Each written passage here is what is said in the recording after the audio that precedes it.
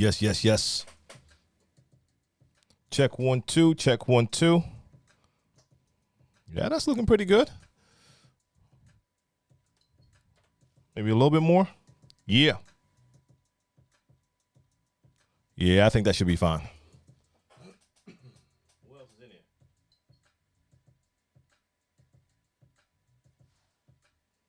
Oh, there we go. Brad, what's going on, Brad? Let's see. If I want to start using Prime 4 as a standalone, I transfer all my cranes into Engine. Once I start setting cue points, how do I get that info back to Serato? I think the best option would be to use a conversion tool. There are conversion tools that will allow you to interchange your crates between different DJ software. So you should check Mixmaster G right here. He might be joining the chat later, actually, but he has a couple of different conversion tools, and they'll allow you to do that. Because I understand you don't want to start working in some different DJ software and have to redo all of your cue points, loops, and you name it. A Record Cloud, I'm not sure if Record Cloud would allow you to go from Engine to Serato, but maybe it will.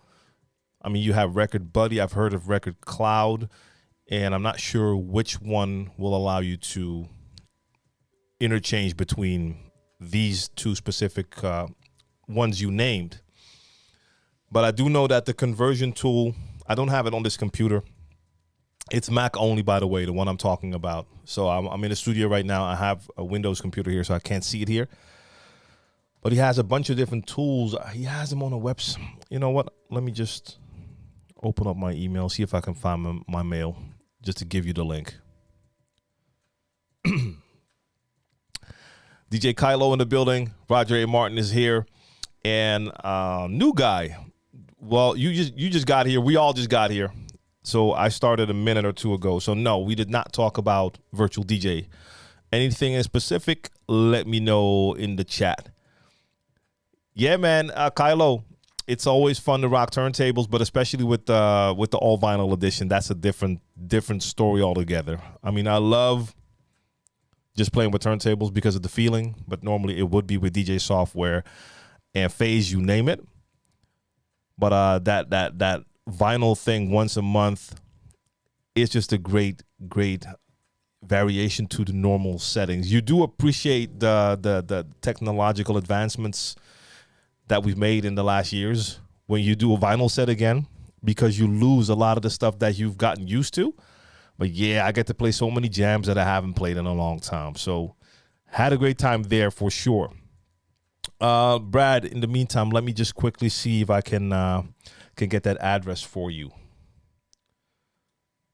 And otherwise, we'll find it later. And I think if you search for the DJ conversion tool, you might run into it as well. But let me just get Mixmaster's email in here. See if I can find it like this. Gus Gomez, salute to you. Ross Noir, I see you. Salute. Reese in the building. Reese says Record Cloud just got a major update. Still available. Yeah. And who else? Jay Wu is here. DJ Z, salute to you. And yes, today we are on all platforms. I made that mistake on Monday when it wasn't supposed to be like that, but today it definitely is. Let's see. Styles Johnson, salute. What needle would you suggest that is a good mix between scratching and mixing performance? I mean, I'm all into the G-Co J44 needles, the one I was using in my stream yesterday, my vinyl stream. They are basically a replacement option for Shure's famous M447.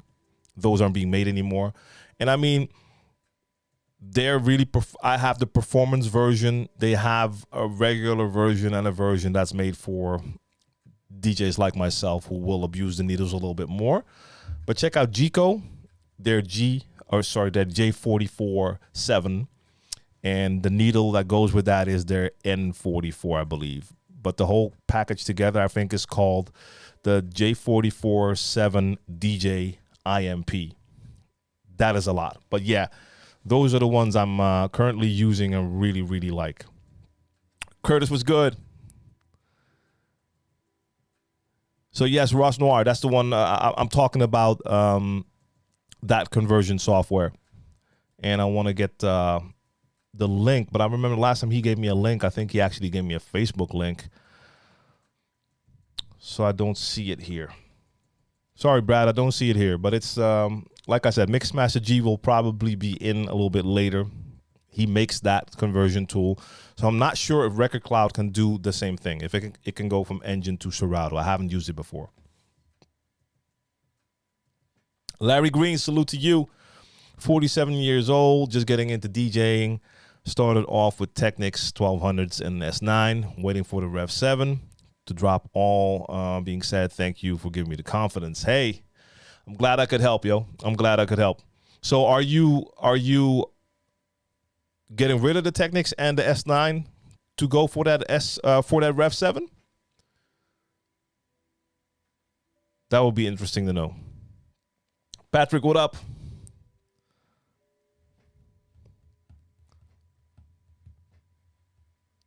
Yeah, Brad. I mean, it's a lot of fun, and I have the stack here. These are the records I played on during yesterday's set because I have to write them down for the audio replay on Mixcloud. I'm catching up. I uploaded the last one I uploaded is episode 47. That was that first Rev 7 edition from 2 weeks ago. That one is up on Mixcloud now. I'm currently working on episode 48. That was last week's episode. And after that, I'm doing yesterday's episode. When I'm playing with Serato, I can just export my track list, which makes it a lot easier in Mixcloud. In this case, there's no uploading. So I have to go through these and type them into Mixcloud to add the track list. Ah, Larry, already sold. Okay, so it's going to be the Rev 7 straight up.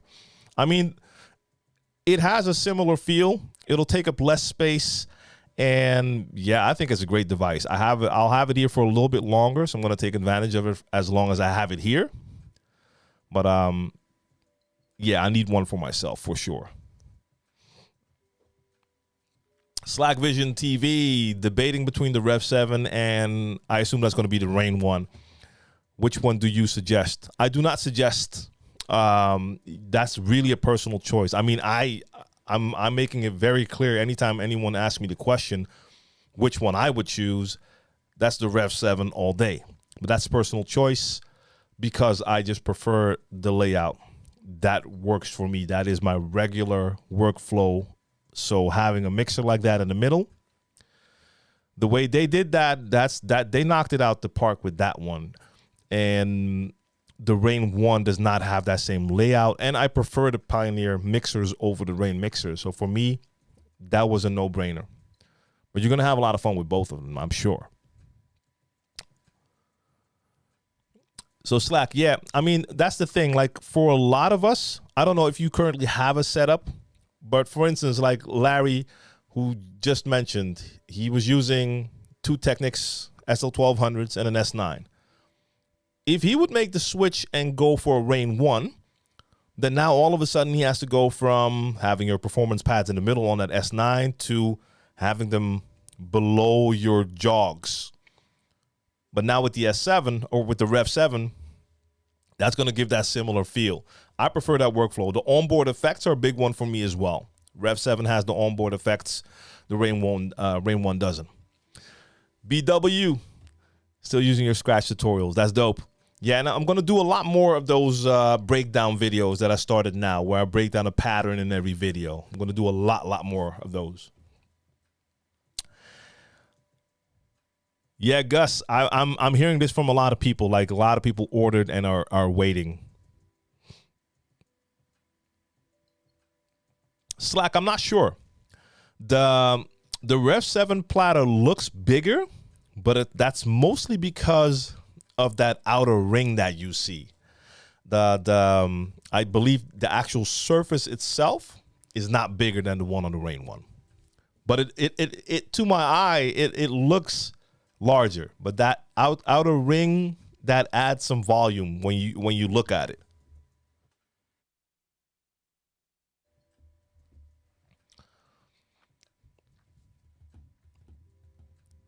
BW says, and then can I get the scratch sentence you used for the transformer tutorial? Which one did I use there? Did you find the other ones? Did you find my scratch tools on my SoundCloud? Because off the top, I don't remember which sounds I used. But if not, let me know, BW. Let me know if you've used my scratch tools from my SoundCloud already. Because I might have used one of those. New guy asks, does Serato ever crash on you? I have Virtual DJ and Serato, and notice Serato almost always crashes. That sounds like, I almost want to say like a hardware issue. Or just a bad install, I'm not sure. I mean, the answer is basically no. And during all of the live streams I do, I'm using Serato probably 90% of the times. And I haven't had a crash. The only thing I did have happen once or twice was just miscommunication between the mixer and the software. But that was because of the USB cable. That wasn't because of the software. And at a certain point, I could tell like it's not working anymore when I was using it on a laptop that was just getting too old. So I could tell like, okay, the laptop can't handle Serato anymore. So that's not Serato's fault. That's what I mean when I say it could be a hardware issue. For me, that was the case. When I'm running Serato on my studio computer, I haven't had issues. The only thing that happened to me once last week is I was testing the Rev 1, which is made for Serato DJ Lite, but of course you could use it with Pro.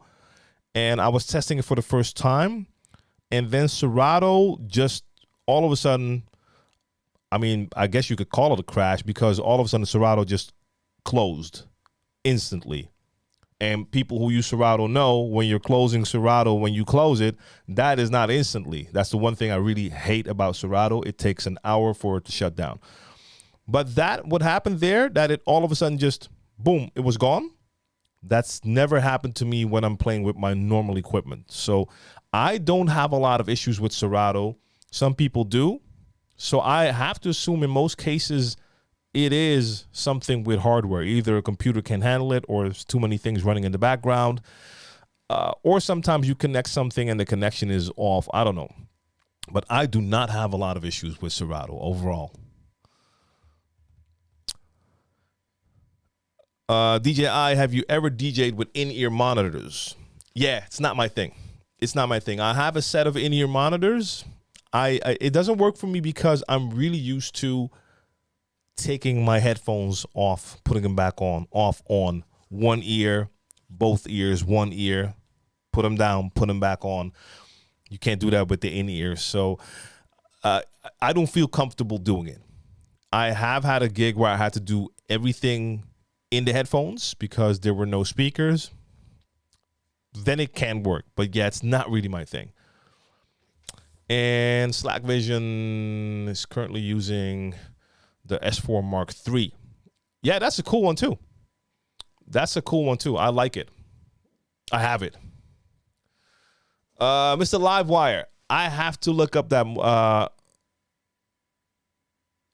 I mean, I've watched. Meatballs. That's with John Candy, right? Because that's from way back. So I don't remember which one is the alien. I mean, doesn't John Candy play an alien in that? Are you telling me I look like John Candy? Let's see. Because I missed a couple. Let me go back for a sec. Is it better to record a mixtape step by step or in one time? Hope you get me. Yeah, I get you. I totally get you, Z.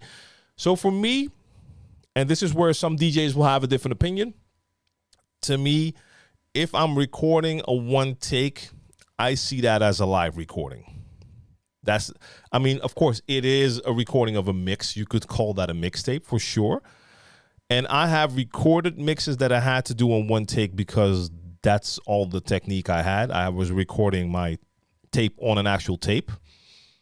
But that would mean that I would practice that mix over and over and over and over and over and over to then record it. I'm not doing that now, ever again. If I'm doing a mixtape, I'm recording track by track just to make sure I get all the levels right. I want that to sound as good as possible, just quality-wise, sound quality-wise, because it's not a live mix. During my live mix, I might mess up something here and there, little mistakes, little EQ things I would have done differently, little volume things I would do differently. If I'm doing a mixtape, I see that as an actual calling card, business card, and it's not a live mix, so I don't feel there should be mistakes in there. Same thing when artists are performing live.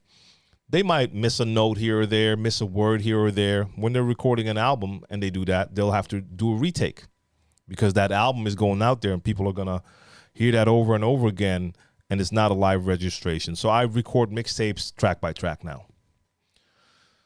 But I'm not saying it's better. For some, that doesn't work. They would rather just practice over and over and then record. To me, that makes no sense to do it that way now.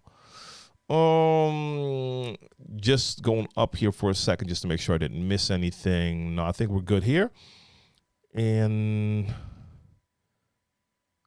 Vinyl Touch was good. And all right, Darrell, I see you. When discussing crate digging, there's so much music out there. Just in hip-hop, there's so much. If I'm trying to work on building up my library, where to start, it's like an ocean. I agree. Especially with the digital access that we have, and I assume you're talking about that, it's crazy. Even if you're only part of one record pool, the amount of music that comes out and is added on a daily basis is enormous. Where do you start? I mean, I'd start as close to home as possible with the music you really love, because even within hip hop, you're going to have your preference. Start from there, from what you know. Like, start from what is it that you want to play? Like, if you know what type of hip hop you want to play, that's where you start. And for most of us, it's most likely going to be hopefully starting from a place of passion, so from music that you actually love, and that's where you should start. But then you could also expand after that. But I understand, like, if you just let all that music just feel that you have to get it all, it's just too much. Is there a big difference between the DDJ 1000 and Rev 7 when performing for you? Yes, of course. Just because of the motorized controller. So even if the Rev 7 had a similar layout to a 1000, it would still be a big difference for me having the motorized platters. That alone is, for me, the biggest difference. That's why I wouldn't even compare the two. If you add on top of that the layout, the Rev 7 is really different when it comes to performing. And I think in the last month, I did one live stream with the DDJ 1000 SRT, one with RX3, and then two with that Rev 7, and it's a world of difference. I mean, the performance on the other devices is still going to be okay. It's still going to be good, but I can just feel I get more into a flow when I'm playing on something like a Rev 7. Even with all the limitations of vinyl, when I'm on turntables, I get into a different type of flow. You think they'll allow compatibility with Rekordbox for the Rev 7? I mean, I have to assume that they're gonna go the S9 route. That's what I think. The S9 came out; it was strictly Serato, and then at a certain point, you could also use it with Rekordbox. And then with the S7 and S11, they were already compatible with both from the start. Wait a minute, what is happening here?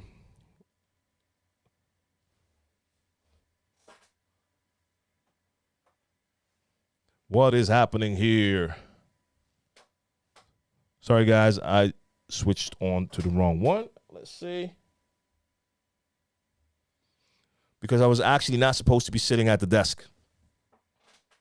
I'm supposed to be organizing, cleaning up, getting rid of all of the stuff that I had happen here yesterday during the live set. I have to just get all the vinyl back in the wall. But since everything is not organized, I decided to do a little bit of organizing before I put it back in. And section by section, I'm going to organize it again because, yeah, it's killing me not having that. Okay, Mixcloud is quiet. Don't have to watch that again. So the S9 route, that's what I think they'll do with the Rev 7.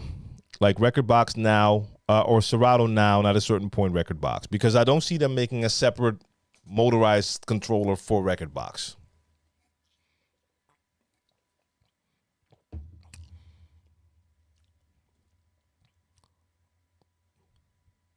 Gatsby 808. I'll be doing a lot of breakdowns from the last Saturday sessions, for sure. Yes. I mean, that's going to be the fun part for me. I know that tutorials and certain product reviews are the things that people want to see most. More than this type of stuff, even though we're having a great time, I know this only catches like a small portion of the audience. The problem for me with tutorials always was that it takes a lot of production. These breakdown videos are a little bit easier for me to make because I'm just breaking down one pattern per video. And I don't have to totally explain all of the basics. I explain it in a basic way, but I don't have to first like totally explain what a baby scratch is and what the fader is, you name it. So they're a lot of fun to do. I can turn around a little bit faster, get more of them made.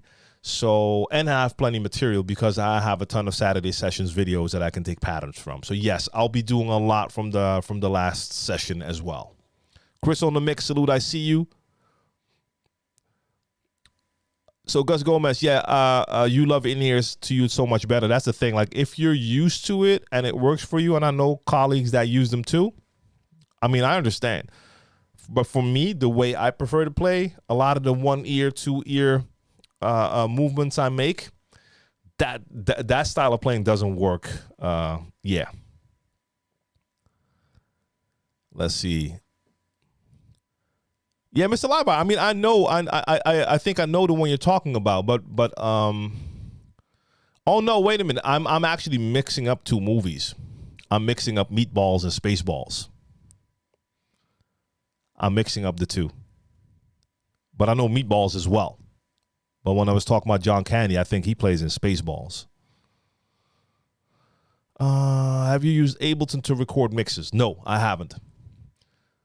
And yeah, I've watched a portion of Flipside's live stream like last year. I don't remember how that went, but I think he uses that to record his radio mixes, right? But I'm not sure what he did in those videos anymore. Now, when I'm recording my mixes, I just use anything from... I've used Cubase for a lot of them. I use Audition. I could use Studio One. Anything that allows me to have a couple of tracks in there will work. Diesel Monster, salute, I see you.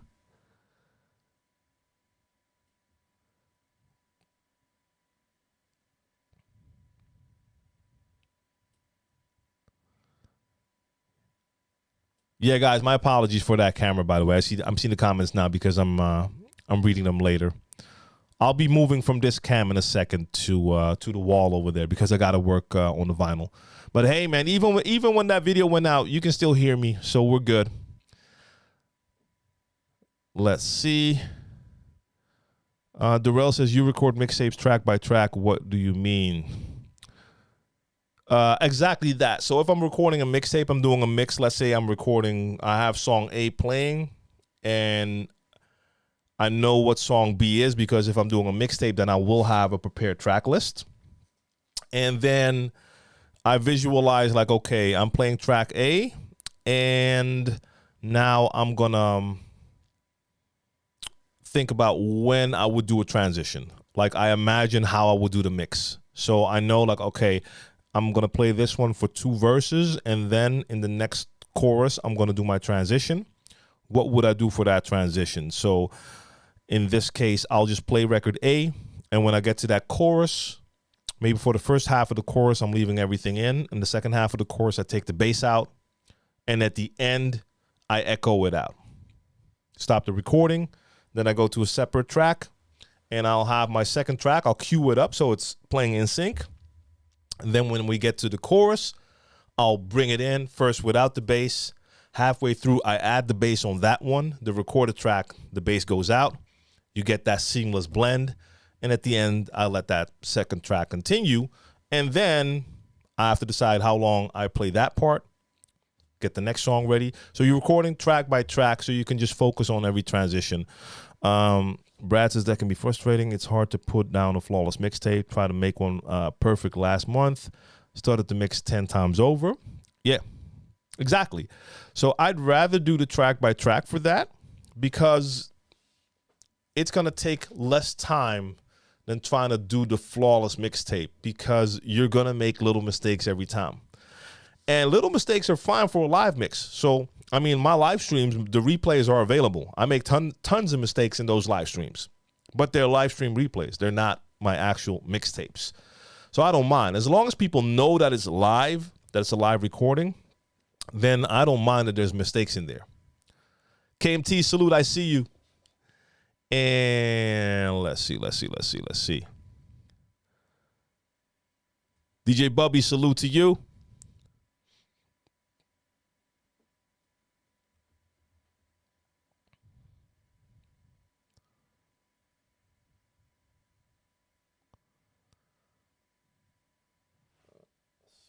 Yeah, I'm about to go to that other one. Let's see.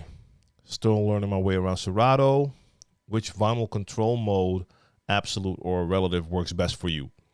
A relative all day.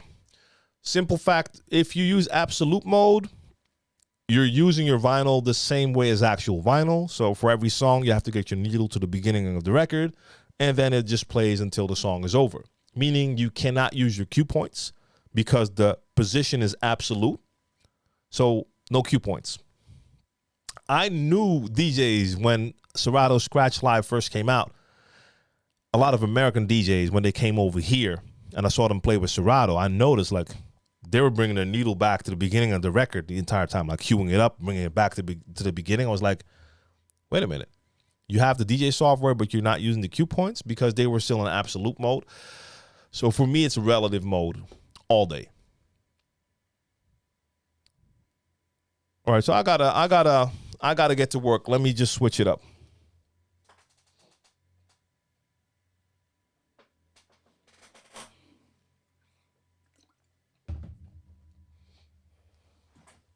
Yes. So I came prepared for y'all. So I have a setup here too. Check. Is it working? Yes. All right. Let me quickly get the chat to the right position because this one is all the way at the end. K-Dub, Mixing Mel, MM 2018, Miss Kit, Mixmaster G is in the building now. So Brad, Mixmaster G is in the chat. You can check him out now for his conversion tool. Let me see. Where was I? Okay, here we go. Gabrielle, I see you. I currently use the Tractor S4 Mark III, but I'm looking to venture off into Serato. Seeing that I've never used Serato, should I get the Rain 1 or the Rev 7? Looking to stay with motorized. They'll both work for you. They're both motorized. So yes, coming from that S4 Mark III, you're going to have a better motorized feel with both of those just because the jog wheels are larger. And I know they have a better feel. I have the S4 Mark III. I know how it feels. But which one? I mean, you should try to get your hands on both and see which one just appeals to you more. That's going to be hard for me to say. They're both going to work great. That's for sure.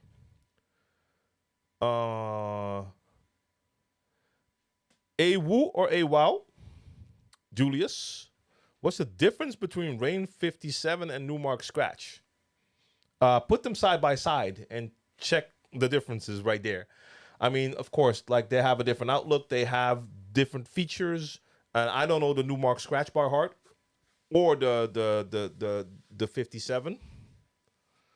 So you should put them side by side so you can see the differences. I cannot explain any further than that. I'm sorry. Pioneer has already analyzed their market, realized that Serato is too deeply entrenched in the turntablist market to contest, and they will keep turntablist focused controllers Serato only, club focused ones, preference to record box, then eventually let Serato in. No, I'm not sure. I'm not sure. I mean, yes, I understand what you're saying, but I don't believe they'll keep the turntablist focus controller Serato only. Otherwise, they would have kept the S9, S7, and S11 Serato only, because those are most definitely turntablist focused mixers. So no, I think the Ref 7 will get that record box compatibility at a certain point, just the same way they let CDJs interact with Serato at a certain point. What brand of USB hub would you recommend? Nara says, I had a gig this past weekend when I was using my phase and turntables. One touch of the wire caused the phase and hard drive to disconnect and stop the music. Well, first off, I try to keep certain things just connected directly to the computer. Even with like good hubs, sometimes I just don't trust it. Unless you have one of those MacBooks with one USB-C type port where you have to use a hub. But I don't have recommendations. I don't use hubs when I'm DJing, so I don't know. You ever had a chance to look into the III wireless headphones? Seem really neat. No, I haven't. I haven't. And yes, they look really dope. I mean, I have their normal version, but having a wireless one would be really dope. Rev 1 versus SB3, how much of an upgrade is it? I have to be honest, I haven't seen an SB3 in a while. I don't know what is on the SB3, so it will be hard for me to make that comparison. For me, the layout would be a plus on the Rev 1, but that's really personal. For some, that would not make sense at all. So plus, I'm not sure if that would be like a crazy upgrade. I think it is, but like I said, I have to see SB3 again before I can say that. So again, Mixmaster G, salute. I see you.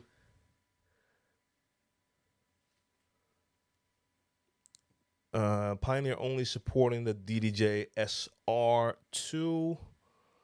Will there be a SR3? I don't know. No idea. So, Miss Kit, good evening to you.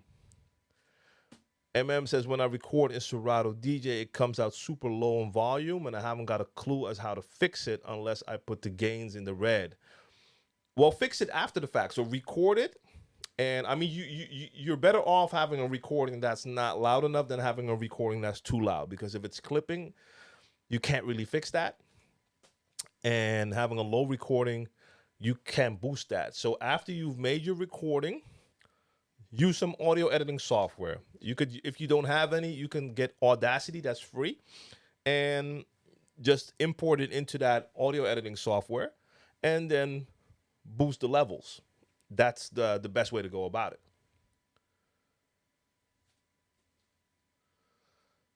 So Mixing Mel, good afternoon. And Gus Gomez says, I like to do it the way I would play a live show. I do my live radio show, live radio show mix the day before, but I still make the mix live, not track by track. It would take way too much time, but I do pre-select my tracks. Yeah, okay, but that is for a live radio show mix, right? So it is supposed to be live. So then it doesn't really matter, because I have to assume if you do that mix live, you will have the little mistakes and stuff in there, right? But that's okay, because it is a live radio mix. But if we're talking about making like a mixtape, something that I would actually want to point people to as my main business card, like, okay, check out this mix if you want to know what I'm about, that is something I will want to record track by track, really take care of that audio and everything. Let's see. Hypothetical. Couldn't you somehow record both decks as separate tracks in one session, then go back and assemble the tracks however you need? Yeah, I understand what you mean. I don't know if that's going to be that. I mean, it might be a little bit less work, but then again, I'm not sure. I still have to do the track by track EQing and setting it up. There was a way to. No, I'm not even sure if you could do that.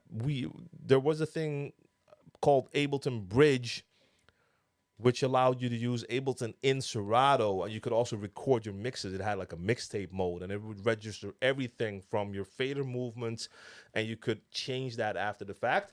So beyond that, I'm not sure. But then again, let's see. Even if you're recording both decks as separate tracks, how would that work beyond that? Because then you're still doing the mix when you're recording. So I only half understand how you would do that.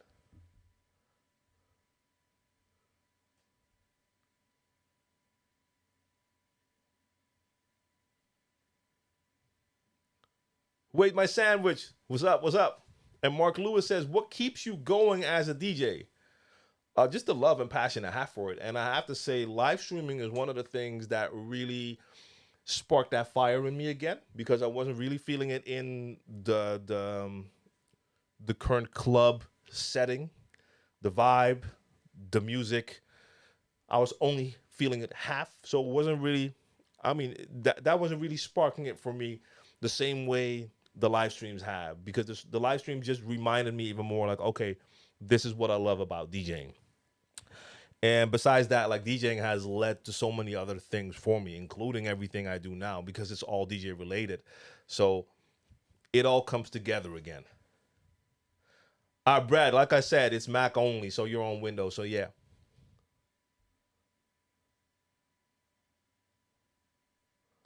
And Chris on the mix says you can increase the record volume in Serato, and yes, you can. I mean, there is a little dial there in the, but I assumed you already had that up, but it was still recording low. But that is in there.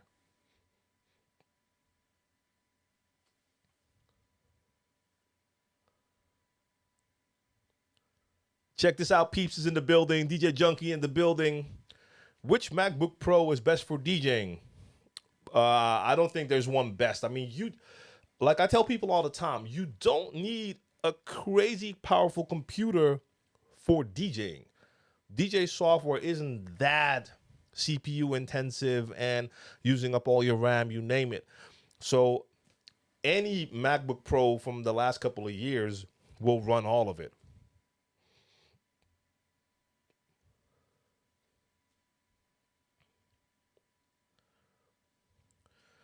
DJ J Wu says, why do you think they seem to be acting like the NS7 and NS7 III never happened? I had the NS7 III and really liked it. It was kind of clunky.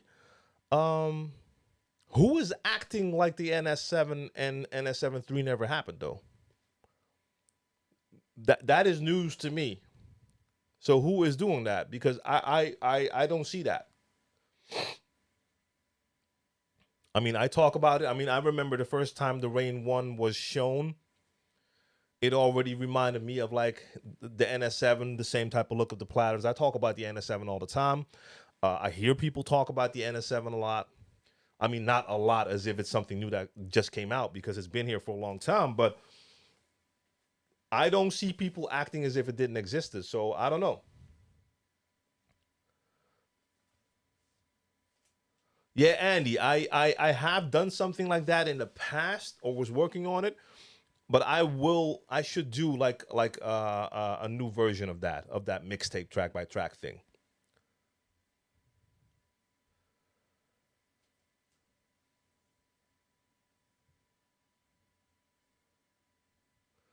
All right, let's see. Vinyl Touch says they will make a record box version of the Rev 7. Well, personally, I don't even think they have to do that. Like the S9 was also out. It just became compatible through an update. But you look carefully at the features of those battle mixers you called, you'll see that Rekordbox doesn't support everything that it does with Serato, and it's not a priority, as it is not a priority for them. To bring feature completeness to the Rekordbox support. That might be due to the backroom contact with Serato, but it does show that Pioneer is treating those controllers as second-class citizens to Rekordbox. Maybe, but let's be honest, they almost should.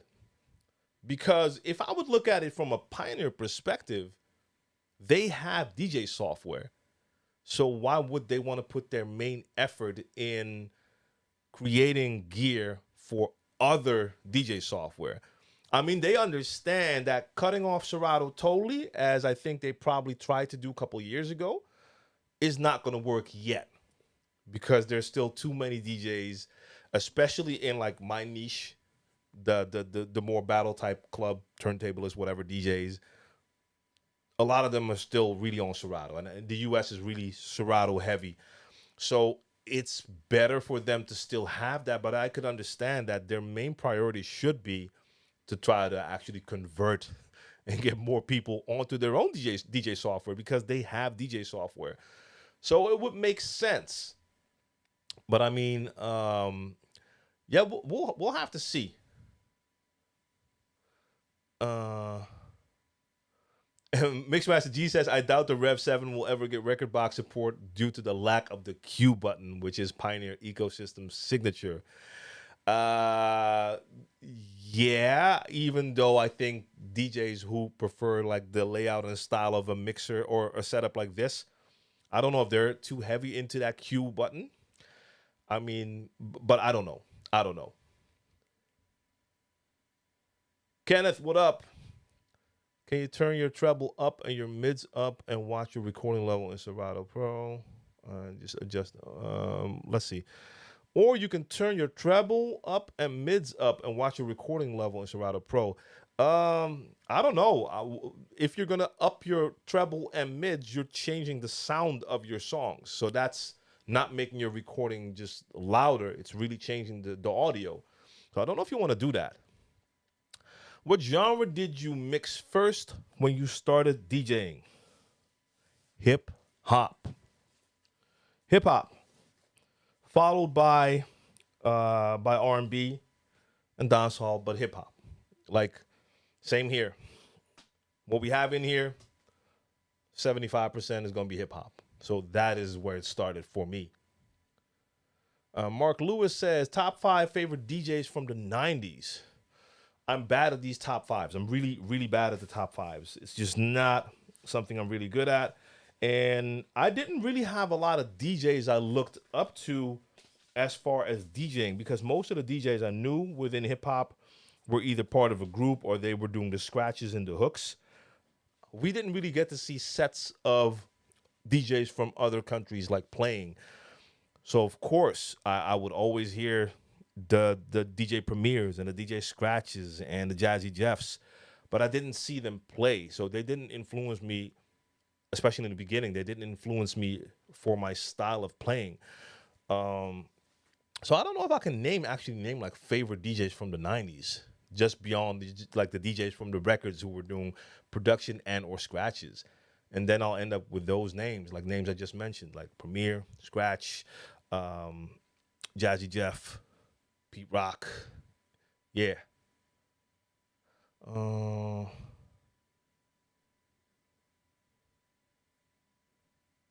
Let's see. Okay, I'm going to leave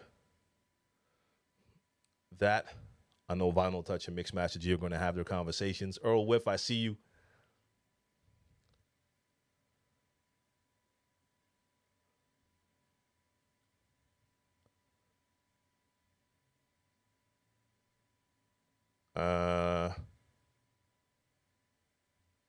All right, I'm only 1 year into DJing. I can stay calm and work under pressure pretty well when there are technical difficulties. But with having difficulties every other gig, is this a process all DJs go through? I have that thought, am I going to be a DJ known for tech difficulties? So you're saying you're having technical difficulties every other gig. Could you name some of the technical difficulties we're talking about?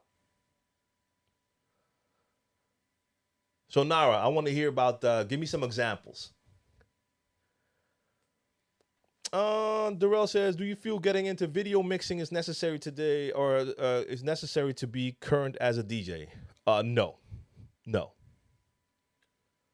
I mean, it's a fun thing. I've done it. I will eventually incorporate it into my live streams and do it every once in a while. No, no. And let's see, how heavy is the Rev 7 compared to a 1000? Is it portable enough? It's heavier for sure due to the motors in there, but it is still portable. Let me just say, comparing it to an NS7, I'm off the top. I think the NS7 is 35 pounds and the Rev 7 is like 23. So that's quite a big difference. So yeah, I mean, you feel it when you're holding it, but it's definitely more portable than an NS7 with the same, right about the same size as that 1000. So yeah, DJ Butter was good. I switched from a PC to a MacBook Air 2 years ago, and I must say my Serato runs so much better on a Mac. Um, so it depends on what kind of Windows computer you were using, of course, like spec-wise. But there's an example for the person, I forgot who asked, who just asked, like, which MacBook Pro do I need for DJing? This is a MacBook Air 2, and that's running DJ software just fine. So you don't need like a crazy, crazy powerful computer to run DJ software. Important question. Should the Flex 6 go in the trash or in the garbage? You get to pick that one. You get to pick that one. I mean, it's not a bad controller. It's just not really, it's not in an interesting place for me. Having like entry-level controllers and then having something like DDJ 1000, if you then get your hands on a Flex 6, you're like, okay. I mean, it has the size and a couple more features than entry level. So if you're coming from entry level, it could be an upgrade if you can't afford something like a 1000. But yeah, it's not the controller for me for sure. Where can I find mostly freestyle type music like Lisa and Stevie B? Freestyle type music? Okay, so I'm confused and have no answer for that. What is freestyle type music? So please enlighten me, educate me.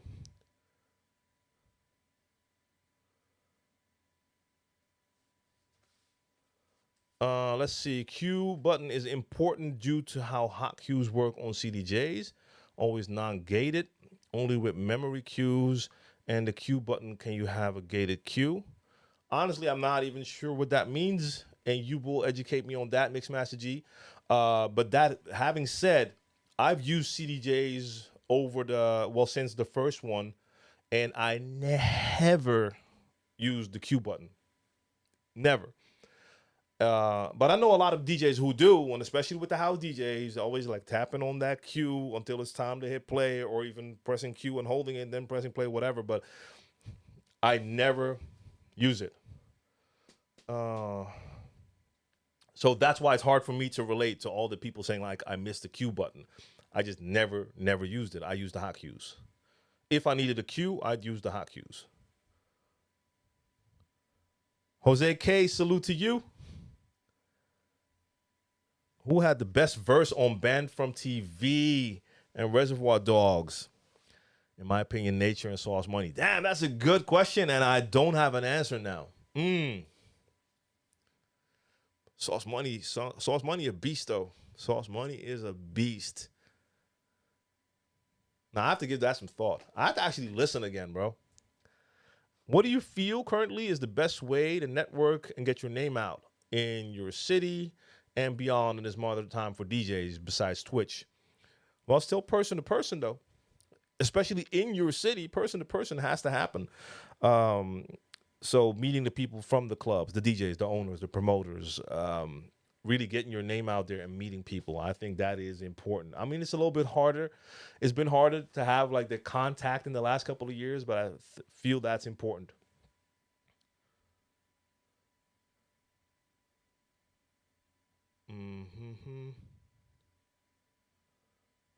Let's see. I missed something, I think. Agreed. Used to have huge latency issues with lower level Windows computers. Then got one with an i7 and it's completely different. Yeah, that's the thing. The specs matter.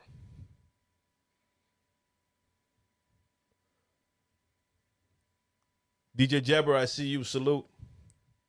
The sounds on my S9 cuts out 30 minutes into a session.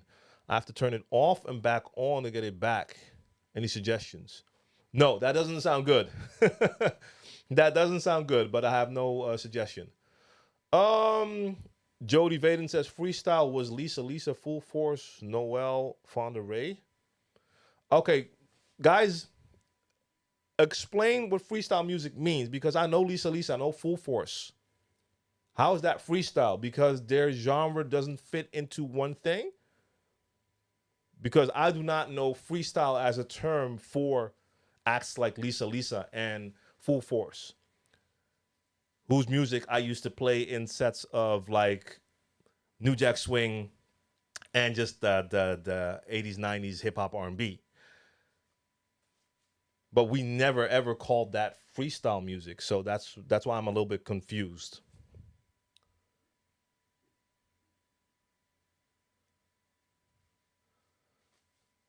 Is it okay to change the platter speed from 33, 45, or vice versa while the motor is running?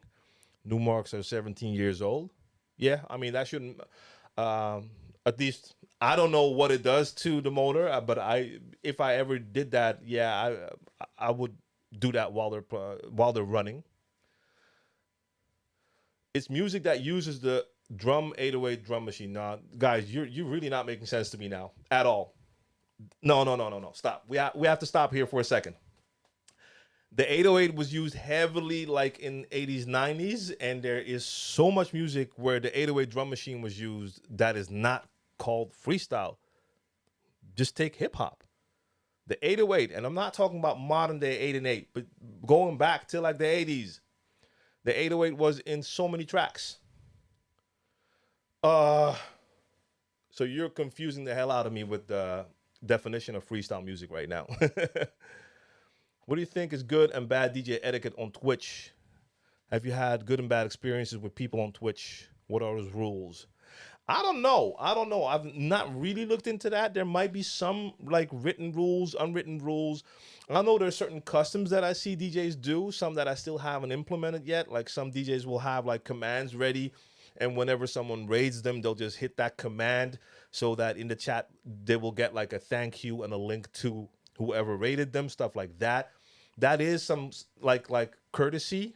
I still have to do it because I do feel guilty sometimes when people raid me and all I can just say is their name, like, hey, thank you, go follow them.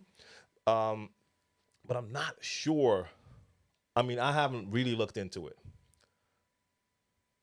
All right, Reese says it's basically 80s and 90s tech soul music emphasizing on the 808 or similar drum machine. Tech soul music? So now we're calling Full Force tech soul music? Okay. And Reese, please don't take my strange faces personally. I'm just really confused about how I was hearing it. So maybe this is something that happened in the States and that people actually gave it that name, but we did not hear that. Like, I've never heard anyone call that type of music freestyle.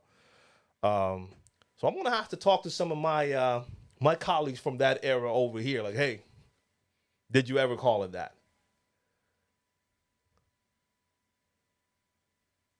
M1 chip Max are pretty decent. Yes, they are, for sure.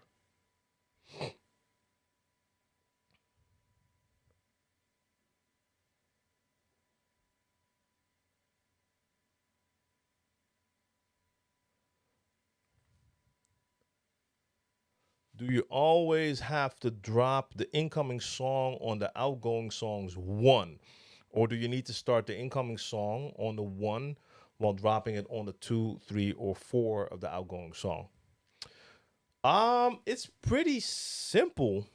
If you bring the new song you're bringing in, if you're bringing that in on that song's one count, then you have to make sure you drop that on the one count of the outgoing track.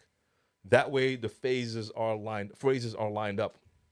So imagine if I have a song and that song starts with, or either I bring it in, I want to bring it in on a snare that starts on the 2. I do not bring that in on the 1 of the outgoing song. I have to bring that in on the 2 of the outgoing song.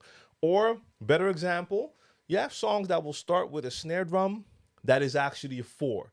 So you have a song that will start with a snare, and then the new phrase will begin. If I'm going to start that song from that snare drum, then I have to bring it in on the 4 of an outgoing track and not on a 1. So you're just lining them up. So whichever count you have on your new track, that's the count you have to hit on the other track. All right, let me put these back in J. And even that is not sorted correctly now. But we have to start somewhere. Oh man, this is so messed up. Like I had to move, everything was sorted at first. Then at a certain point, I had to move stuff. I had to move this entire piece had to move because I was painting and other stuff. And I just grabbed all the vinyl out, put it back in. And this used to be like starting there, A, B, C, all the way to that end, and so on and so on. I'm seeing Young Guns. That's the Y. Young Guns cannot be on the second row. They should be somewhere down there. Damn, next to that is an LL Cool J. I got so much work to do here, but I want to get it back in order because it's going to make my vinyl sets easier. So you know what? I'm just going to place this down. This is all J. I'm going to keep that together. We got some A. 1A. Then we got a load of G. So like I said, I do have to do this in between every now and then. All right, wait. Okay, so Miss Kit, freestyle will be a kind of Latin feel to the music. For example, Stevie B, Cynthia Noel, Lisa, Sweet Sensation, Cover Girls. See how this gets confusing? If we compare that, which actually makes sense to me a little bit, compare that to the definition I got from Reese, where it was 80s and 90s tech soul music emphasizing on the 808. And now freestyle is a kind of a Latin feel, but you are naming basically the same acts, except Full Force isn't in your example. Whew. Yeah, a lot of songs back in the day were considered freestyle. Okay, in the States and Puerto Rico, all that music is freestyle music. It's a whole other genre, Papo says. Made by Puerto Ricans in New York. Aha. Okay. So there the Latin fits in again. That's why I think Full Force maybe caught me off guard.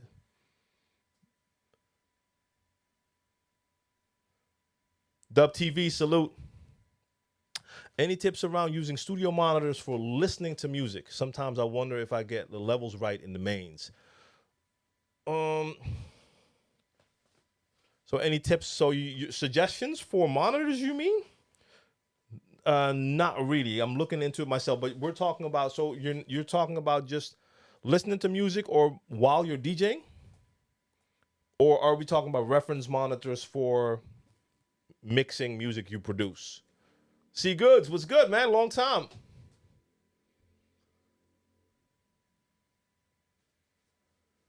And Miskit says, I think American DJs title such genres as freestyle. Yeah, maybe. I think that's just the thing. I think that didn't quite make it over here. Because at least it doesn't sound familiar to me, and I played that music during that era. Then we got one more Janet. That's also a J. Wait a minute. Janet, Jodeci. Wait a minute. Didn't I play this? Oh, no, that's a different one. Jodeci, Johnny Gill, Janet, Jodeci, Joyce Sims, Jamie Foxx. Clearly all J. Slowly but surely, I'm going to get it, and then I'm going to get all my sections in order again. All right, okay. Let me check some of the technical difficulties here. Nara, one gig was one I mentioned on this podcast weeks ago, where my needle skipped during the rap artist performance. Yes, I remember that.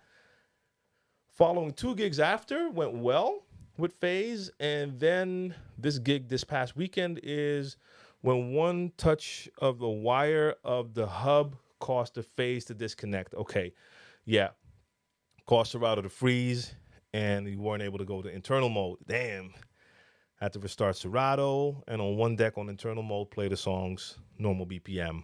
Yeah, but the other one played slow. Yeah, I don't know what causes that. Indeed.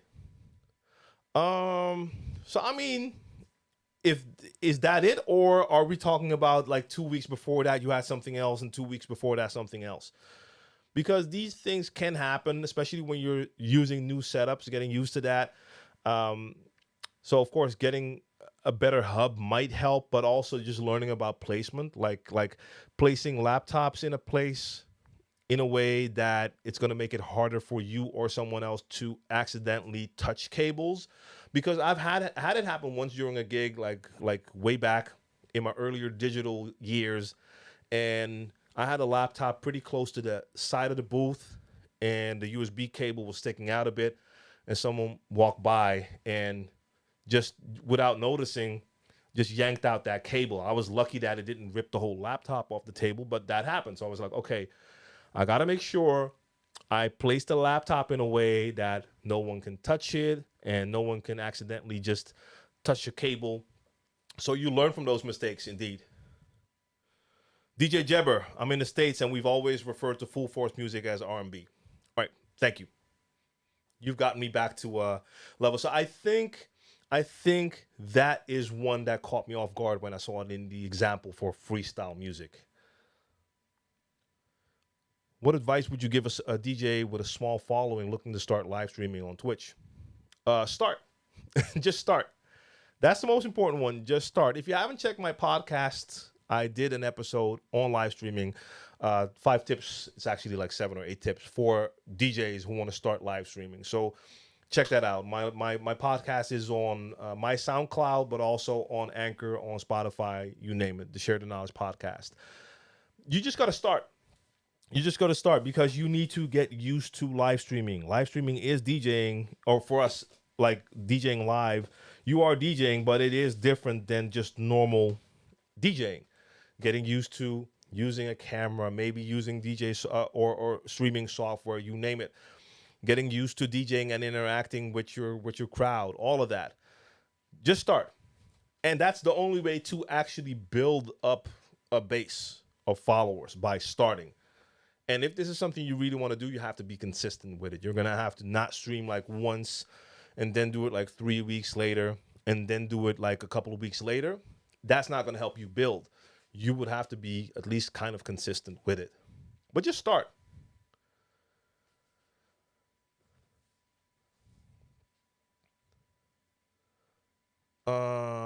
It's basically a separate genre of music played by American music groups from the 80s and 90s, which had a repetitive tech sound beat with soul.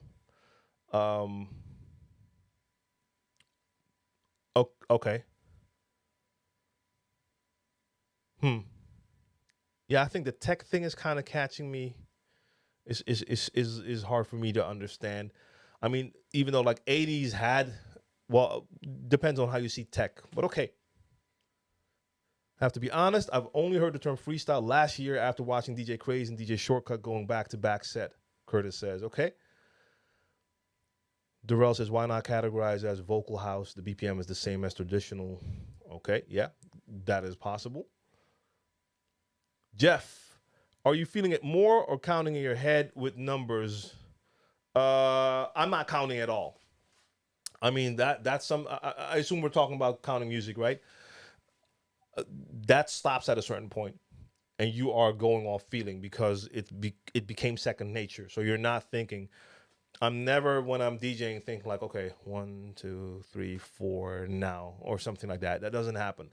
Now, what can happen is if I'm queuing up a new track and I started from the beginning and I hear that it has like some type of drum roll intro or something, and it has a weird beginning. Then, while the other song is playing on my headphones, I'll start it on a one, and then I will count like, okay, how long is that intro? And sometimes you might have an intro that's like 3.5 bars long. Okay, so now I know if I want to start that and I want to make sure it comes in on time, I'm going to have to start it at that half count mark to get it to come to the right point. So yeah, that is when I'll count just to see how long is an intro. But when I'm mixing, I'm not counting at all. And Mixmaster G says, I'm from the era where all EDM was called house in the Netherlands. Preach. I remember at a certain point, Mixmaster G, I think it was Luke, Layback Luke. And in the video, he was talking about like genres and subgenres of house. I heard so many genres and subgenres. And yes, I come from the era.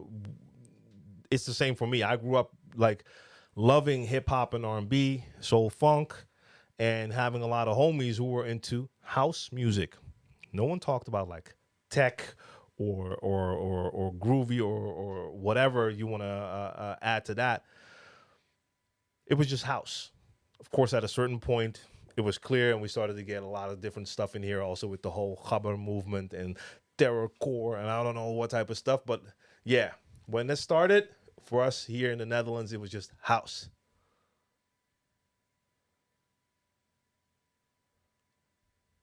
Yeah, Miss Kit, I feel you.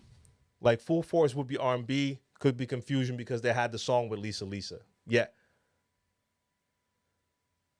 So would you call I Wonder If I Take You Home, would you consider that to be freestyle as well? Because now I'm starting to, it's becoming more clear. Even Reese is saying now a lot of the groups were Latino groups because that's what Pop was saying. Latin freestyle or simply freestyle music, former electronic dance music emerged in the New York metropolitan area among Puerto Ricans in the 80s. Got you. Celtic Josh says, play another record. Who are you talking to? Play a record from Jamie Foxx. Oh, I said Celtic. It's not Celtics. It's Cedic. Cedic Josh. Mispronounce your name. This is not the mix show. The mix show is on Mondays. I am holding records because I'm organizing my stuff here, but this is the Q&A session, so no songs are played. I'll be mixing again on Monday. Burner salute.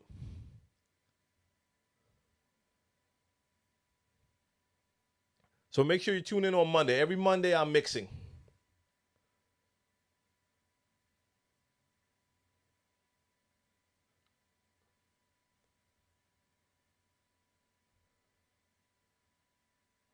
All right, check this out, peeps. Got you. Studio monitors during a gig.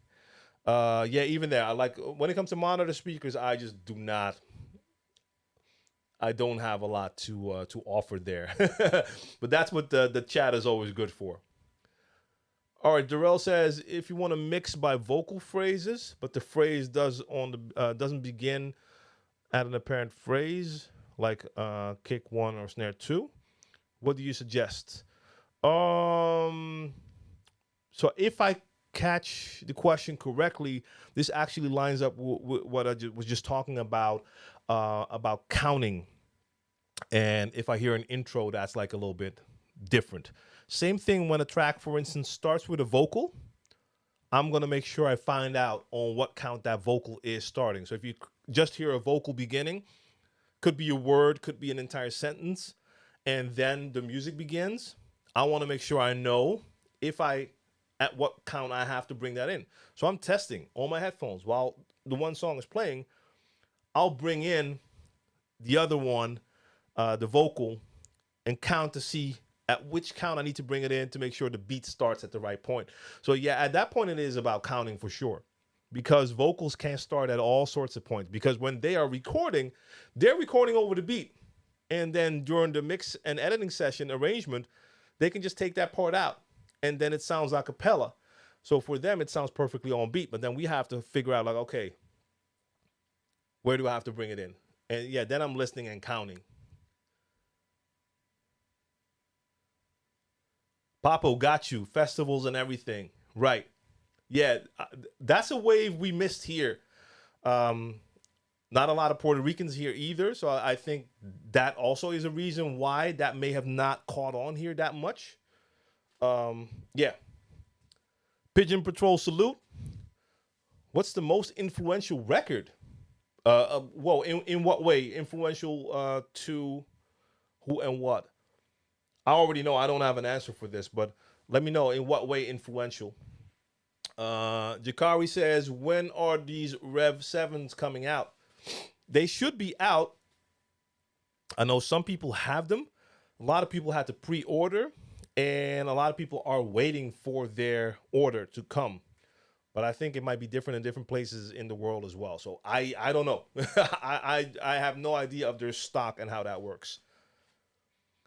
Pigeon Patrol, God bless MagSafe. Yes, yes. And at that time, I indeed had an old MacBook, and that had no that MagSafe. Yes, but in my case, it wasn't the power cable; it was a USB cable, so that didn't have MagSafe. But yes, that has happened to me once with my old MacBook back in the days. That someone ripped the power cable out, but then MagSafe is like, you're not even worried about your laptop; that's not moving.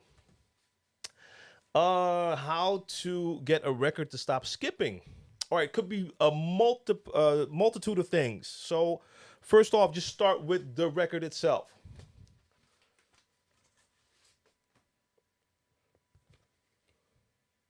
That little hole in the middle could be a little bit too big, which means you're going to get movement in all directions, too much movement. That could cause it. Your record could be a little bit warped, so it's not straight. So when it's laying on it, it actually wobbles a little bit. There could be dirt on your record. There could just be a scratch in your record. And then we get to the needle, and you have to make sure that needle is stable and that there's enough weight on it. Sometimes it can help just to make sure that you change the weight to make sure it's a little bit heavier. Sometimes it will help to just lift the entire tone arm so that it just drops down a bit and a little bit more weight is on that needle. When I was using Stanton 500 needles, I would actually put coins and stick them on top of my head shells to make everything heavier so it would stay in place. You can try a lot of different things. Have you ever been into finger drumming? I do it every now and then during a set, just a little something. But beyond that, not really. I mean, I'll hit the pads when I'm making beats, but no, just a little bit. Ree says, Shannon, let the music play was played on the TB 303, TR-808, JX3P. Yeah, but that does not mean it becomes freestyle music, right? And a lot of music in that era was made on the same devices for sure. I wish Twitch had a new channel section to help small streamers. That is one of the reasons why people would love to stream on platforms like YouTube, because the discoverability is just better. Because Twitch is just, yeah, Twitch is going to be rough. Like, imagine if you're a gamer and you want to start your game streaming career, and you start streaming a game and you already have like a couple of 100,000 people streaming that. People will have to scroll so far down to even discover you. It's ridiculous. Okay, that's all I. So that's not J, that's I. So I want that next to that. Oh, really? That's all G? Guy, genuine, guy, really? Good girls, genuine. Glenn Lewis, and there it stops. Okay, I'm seeing a pattern here. We got the J, the I, and now the G. So yeah, I'm gonna have to just find a section in here, figure out where those should be, and then take out what's in there and then start putting the right letters in that section.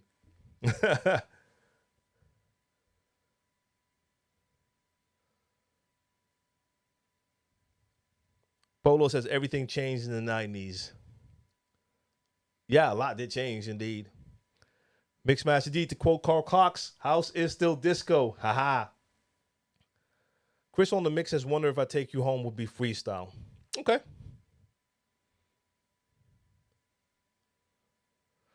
Actually, I should say that freestyle music has an upbeat, funky, soulful feel to it. Yeah, but that's Reese. That's too vague. There's so many musical styles that you could give those same elements to, like upbeat, funky, soulful.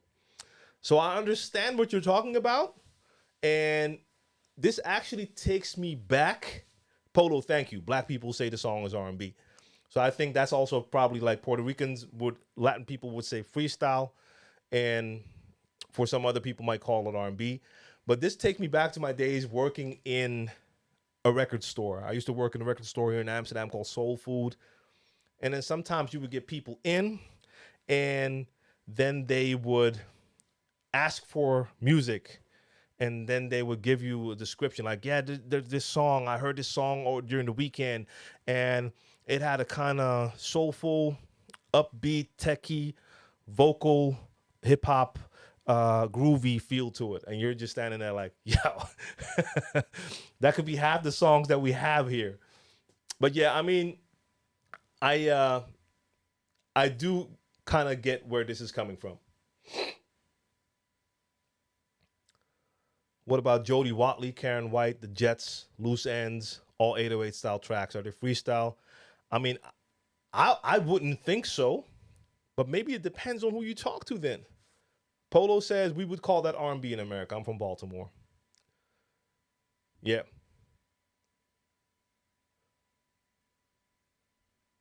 Do you still go out digging for vinyl? I haven't done it, but I might do it at a certain point. I got into DJing as a boy and in the breaking scene. I learned that some DJs have a signature track or record that everyone loves, but no one knows the song. You can Shazam it, and the DJ won't give it away. The only way to hear that song is to go to the jam where that DJ is spinning. Is that the same way for you as well? Where there's a particular record, song, jam, where people have to come see you to hear that song. I wonder how much that still happens. I mean, to a point it could, but then it would be that DJs are making their own edits. Because beyond that, most DJs will be able to get a lot of music. Now, not all, because especially like the music we're actually talking about here, some music from that era is not as easily to find online. But no, I don't believe a lot of people still go to clubs to hear one particular song. So I don't know. I don't think so. But I could be wrong. What headphones do you use? What should you look for when selecting headphones? I'm currently using IAI's headphones. I keep calling them the TM2, but I think I'm missing a letter. It's a TMA2. Thank you. I know the box is here. They're modular headphones. My favorite used to be the Sennheiser HD25, and these IAIs kind of remind me of those. You want to have plenty volume. They should be comfortable for you. You have to decide if you want to go for on-ear, over-ear, in-ear. That's a personal choice. Something you can look at is like what kind of cable they have. Some people prefer the coiled cables. Other ones want a straight cable. But that's all personal preference. It is. So, but I needed one thing. It needs to have enough volume. I've played in clubs with headphones that lack the volume. Ooh, that's rough. That's rough. If you're playing in a club where they're playing the music loud and I can't properly cue my tracks, that's not a good thing.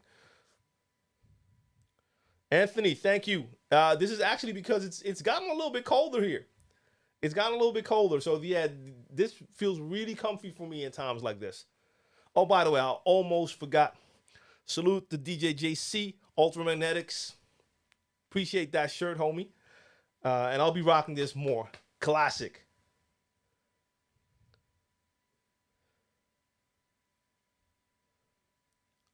I had the Stanton 680s with the quarter on top. I think I still have the 680 as well. Was it called a 680? I had a couple of different Stantons. But yeah, quarter on top. Yes, I put a lot of things like on the head shells to add that weight. Megawatt, gigawatt. A key thing to understand is DJ TLM is giving an example of intro that probably is different and doesn't have a beat behind it while hearing it for the first time because it's a new song. Diesel, yes. And I mean, it happens. It happens. Like, or a song that I haven't heard in a while. Like certain songs I know they have like a different type of intro. Uh, and a lot of times you are able to time them if you listen a couple of times. Some are just so off key that I don't even try, and I'll just take whatever the last snare before the one to do it.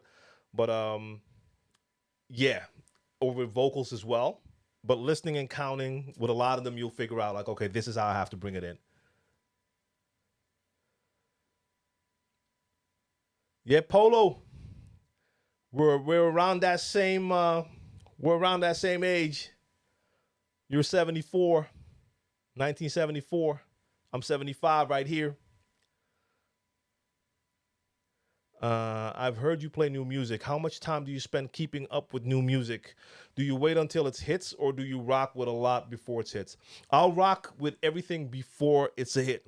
If I well, not discover, but if I find a track and I like the track, I'll start playing the track. And yes, in the past, I've had it happen many times that it wasn't a hit yet, and the corny crowd would let me know that it's not a hit yet because then they would not dance or even just walk off the dance floor. But I never stopped like playing new tracks. If I discover a song and I think it's dope, it's gonna get played like right away. Yes. And how much time do I spend looking for new songs? Not as much anymore. I mean, I have my Spotify Untitled account, so anytime something new pops up, I'll get my suggestions there. I have DJ City, and I can tune in anytime to find new songs there. But I don't spend as much time because I already have a ton of music. I'm currently not trying to be the guy with the newest music.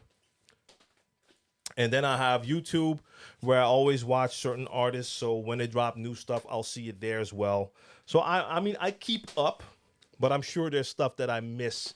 And then I also have like homies or colleagues who are posting it or sending it to me. So yeah, I mean, that allows me to keep my tab on things. And oh, most importantly, I forgot when it comes to new music, I have two sons. One is 14. So I even know about all of the newer generation littles and you name them, and hear their music as well. So that is something that will always keep me in touch with the newest.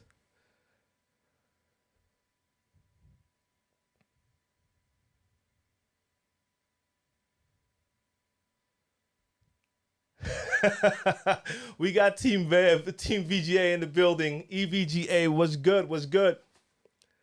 Yeah, 1975. uh, Kill Self Kitsy says happened to in Germany as nobody has no Nelly and I was playing it. Oh yeah. Like it could be like the most famous artist, but when it's a new track, I mean it's a little bit different now because now let's be honest, like the public basically has the same access to music as us as we do compared to when I was DJing, especially on vinyl, and you were getting like your imports and your stuff from the actual record pools. It wasn't out yet, so it wasn't being played on the radio. There wasn't a video on TV yet. Yeah, then you would hit them with new songs, and they actually wouldn't know them. Now you can be in a club, and like the crowd will know what came out that day, and they're like, "Yo, do you have the new whatever?" So times are different for sure. Was it you that said "Lean Back" by Fat Joe cleared the dance floor when it came out? Right here. Yes, right here. Got back from the US that day, happy as can be. Had to play that night, had my crates, including like a major portion of brand new stuff that I got from Beat Street like the day before, including like 2 copies, white label, Terror Squad, Lean Back. Heard that track, I was like, yo, I'm gonna play this tomorrow. And then you clear the dance floor with a song like that. Within a couple of weeks, video came out, everyone asking for that same song. you'll see people who left the dance floor come and request that very same song. It's crazy. All right, this is all B. B, B, B. I'm going to put that there now because somehow I don't have a lot of records that start with A, but I have a crazy amount of records that start with B. Oh, but here is an A section. We got artifacts, artifacts, artifacts, artifacts, AZ, AZ, AZ, Akinelli, AG, DITC in the building, Alchemist, Alchemist, hold up. Let me just get these. Afura, Asheru, Ox Skills, Above the Law, Above the Law, Afura. Okay, so I must have done a little bit of organizing last time. Al Tariq and Afura. Okay, got you. Nice. Making progress.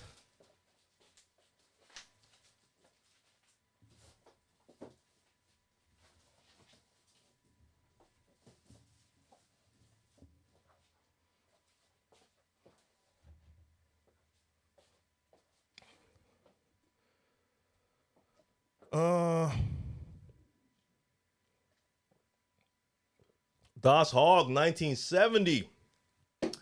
Jebber, 73. All right. So we got a lot of 70s people in here.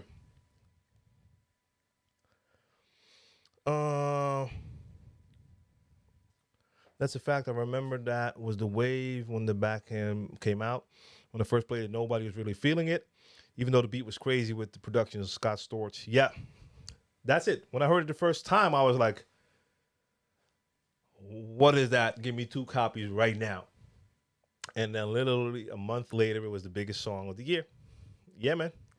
And I've had that happen on several occasions with songs. Some were not like the biggest hits afterwards, but even something like we were playing Destiny's Child, and instead of just playing the single, I got a track off the album called Jumping, Jumping, and loved the bounce on that, and played that. Girls looking at me like, what is this? Walking off. Same girls. 2 weeks later. Can you play Jumping, Jumping? You're like, okay, there we go. But yeah, that happens. To me, it was always like, I don't want to call it frustrating, but it shows you like, okay, we don't all have the same type of feeling for music. In the sense that, like I said, when I hear a song that I've never heard before and it sounds great, I'm like, yo, what is that? And then you see people who clearly only have an affection for a song once they recognize it because they've seen a video. You're like, wow, okay. I could never really understand that. I remember when I was a little bit younger, and if I was in a club, I would hear a remix to a song. I would walk over to the DJ booth like, what is this? You know, so I understand you're not going to get like a crazy reaction if you play a new song because there's no recognition. But like leaving the dance floor when you hear a beat like Lean Back. All right, Butter is 1972. Then we got Jogi in here, also 1974. Favor coming in 1969. Earl Whiff 61. Yo. Brad 69. There we go. And hey, I'm almost caught up.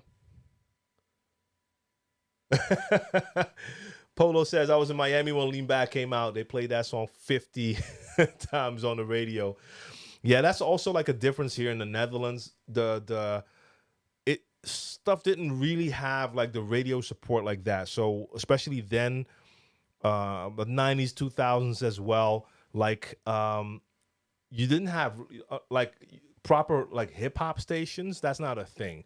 We had hip hop programs on certain stations, and the most commercial stations you had, they played some hip hop, but they would play like the stuff when it was a hit in the US.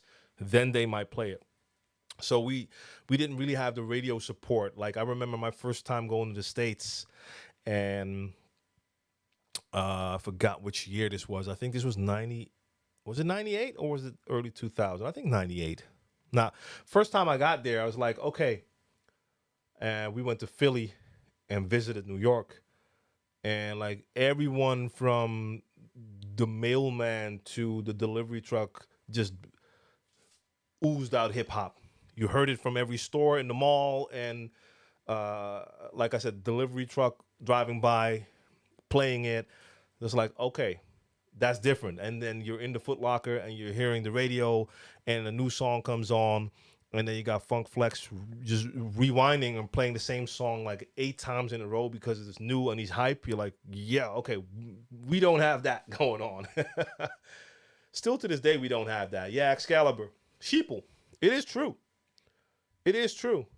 And yeah, that's I always found that a little bit hard to understand, and that's why I appreciate when you have gigs where you can come in and just play anything, and even if you can tell like they don't know the song, they're still like, "Oh, hey, this sounds cool," and they still continue to dance and have fun. Neptune UK, I appreciate that follow. Salute to you. Yogi is 74, Butter was 72, KMT 79, Excalibur 80, Jody 9060, Henry. That's the year right there. No disrespect to anyone in the chat, of course. But Henry, 1975. There we go. There we go. Got that 1975 right there. Do you make your own remixes, and how much importance do you place on doing it? Favor, I don't. Don't really have the time for it. If I have time to make music, I'd rather just make music. But yeah, I don't really do remixes. Master Killer, Juice on Radio 538 with Niels Hoogland. So 538 was like the main commercial station, and like once a week on Sunday they had a hip hop show. Of course, for us within the scene, way more famous before that, you had Fila 65, later called Dutch Masters, on VPRO radio. But also once a week. Later on, 538 came out with like their separate station called Juice FM, which they didn't pay a lot of attention to. They didn't promote it, but that was their like urban station. And I did radio there for a long time. But like the main station, they did not give us a lot of time, for sure. Styles Johnson says, I missed that with the latest releases. I might need to do more remixes. Yeah, that used to be more of a thing, indeed. Like you would have your 12 inches and they would have like a normal version, and a lot of them would have a remix. Especially in hip hop, when you had certain producers that were hot at a certain point, like everyone needed to have that Pete Rock remix or that Premier remix. And at a certain point that did die down. Then it became more of a lazy thing where you have a normal version, and the remix version would just be the same beat, but with extra artists on there. So yeah, it's different. Pablo says, what percentage of your vinyl is New Jack Swing related? Well, if you say related, then it's a whole bunch, because there's a crazy amount of hip hop and R&B in here, and that is related. But if we're just talking about like actual New Jack Swing era, it's not going to be a large percentage. I mean, I have New Jack Swing in here, but not a crazy amount. The thing that I had 12 inches, and I had that Master Cuts collection. So I don't know if you're familiar with that. Master Cuts, they came out with these compilation albums, and I did all sorts of genres, and they had like four double albums of New Jack Swing hits.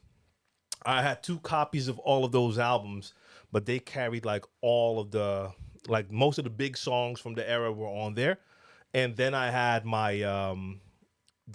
some extra 12 inches that you could add on to that. And then of course you could just mix that in with like your late 80s, early 90s type hip hop, the uptempo type stuff. And yeah, man. When I have this sorted out, I'll make sure I'll do a vinyl episode where I can just go crazy with that era. as well. ASB, salute to you. I see you. Yeah, but like the video era, it did kind of change the way people look at it. Like they have to hear it at least, or hear it on the radio 1,000 times, or see the video before they got into it. That has changed now with newer audiences though, because they'll follow an artist, and as soon as that artist releases a new song online, it doesn't have to be a video, but if they've heard the song on a Spotify or whatever, they'll know it and they'll want to hear it. Is there a coffin case out for the Rev 7 that perfectly fits it? Yeah, there's like a soft case bag sort of thing that is made. I don't know if it's going to be available. I've seen it. It came, like they showed it. I think it was in the press release. Like for the Rev 1 and for the Rev 7, they have like this sort of a bag, but I don't know if stores have them yet. New guy, do you have any tips on how to play on the radio? Chat, I want you to jump in because we have people in here who do a lot of radio. I don't do a lot of radio, and I'm actually the DJ who made that classic mistake when I did do radio, that I didn't approach it, or at least I had to get used to the fact that it's different because you don't have the audience there. I mean, in a way, it's similar to when you're live streaming because you have people listening, but you don't really see them. But at first, I wasn't really used to that. So when I did radio sets a couple of times, I didn't get the feedback from the crowd. So I started to lack the energy. Plus, I was doing a couple of things that were more turntablism related, which don't make a lot of sense to the average listener if they can't see it. But I haven't done a lot of radio like that. And I mean, the radio that I did do, like I was just saying for Juice FM when I had my program there, that was a mixed show where I was basically being me. I did the same thing I do during my live streams, and that was on the radio. But I do also know radio is going to be different in different countries. So we're not a really big mixed show country compared to some other places. I was at a comic book convention in Maryland recently, and I was one of the DJs at this after party. The person that played before me played Every Time We Touch, and everyone went nuts. I couldn't understand that at all because I heard that song all the damn time on the radio for years. Yeah. Hey, I'm caught up. I'm caught up before the end of the show. Nice. All right, I got two more Beat Minders and Black Moon.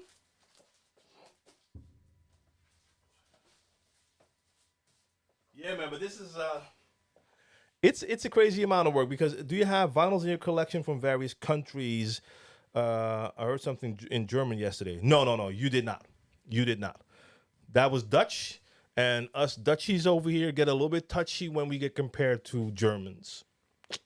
So no, I played Brainpower yesterday. That was Dutch. That was a track that I produced, and I played two Brainpower tracks. I think I played a track I didn't produce and one that I did produce. And no, I don't have a separate section. I have a few records from different countries, but like Dutch, I don't consider that to be that would actually be. If we go technically, most of my collection is other country because most is from the U.S. I have some Dutch, but most is U.S. And even when I have this sorted out alphabetically, I don't know if I'm going to put like the Dutch stuff all together.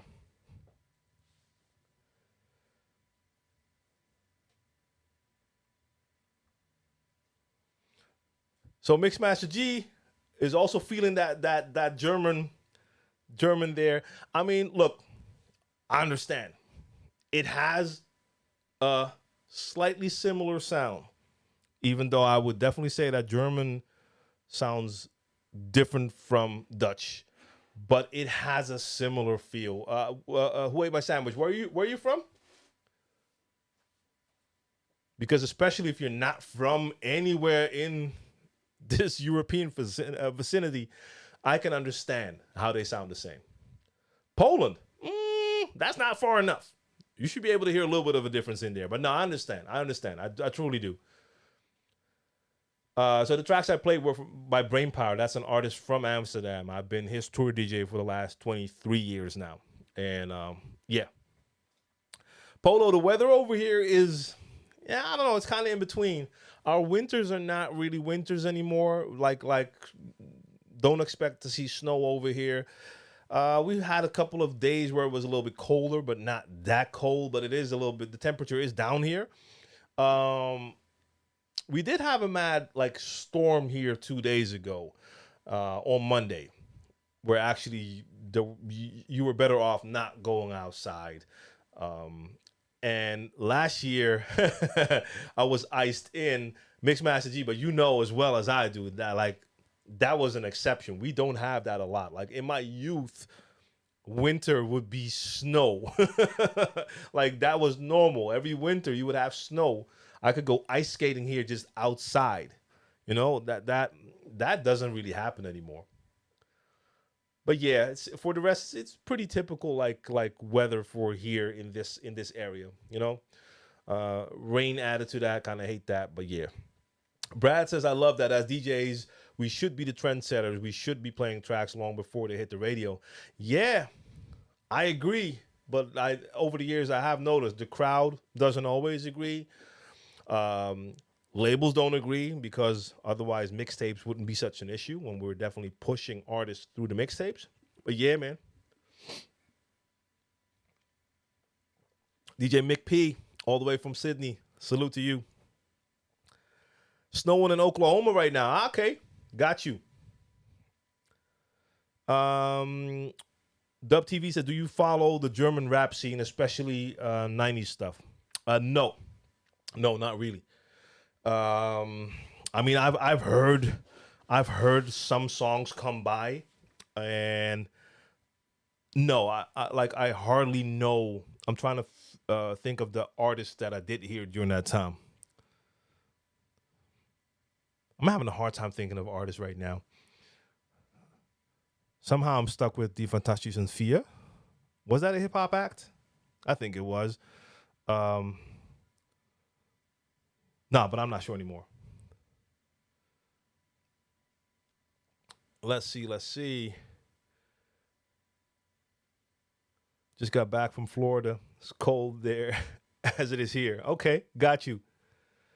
And Henry just ordered the Rev 1. Nice. For me, Dutch, German, Belgium, and other Benelux countries have a similar sound, just like countries on the west side.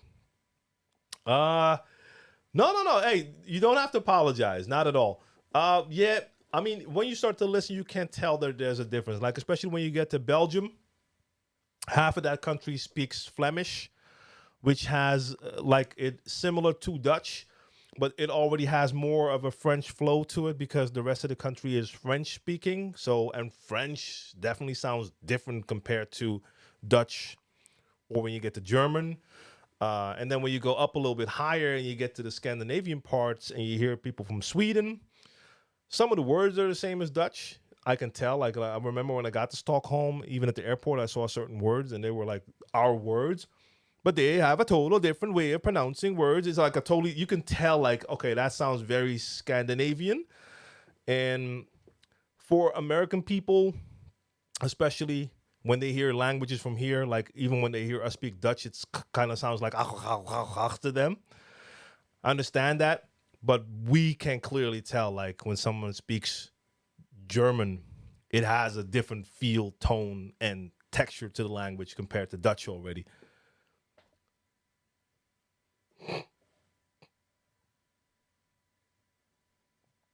Let's see. Das Hawk says, I know Freundeskreis. I don't even know that one. DJ Juggy was good. Favorite in DC, and you have snow one day, 60 degrees the next. I mean, let's be honest, climate is crazy and weather is doing things we we haven't seen before. Polo says, if you never told us Americans you're not from here. Yeah, man, born and raised in Amsterdam. So yeah, I've been to the States on multiple occasions, but I'm born and raised in Amsterdam. My mom's Dutch. My dad's from the Dutch Caribbean, an island called Curacao next to Aruba. And born and raised here, and born and raised on like 80s movies and hip hop. So that that is where I get my style of speaking from. And yeah, a lot of people don't know. I get a lot of questions from people, even like Dutch people. They send me a question through email, and I'll see their name in the inbox, and I can just tell, okay, that's a Dutch name.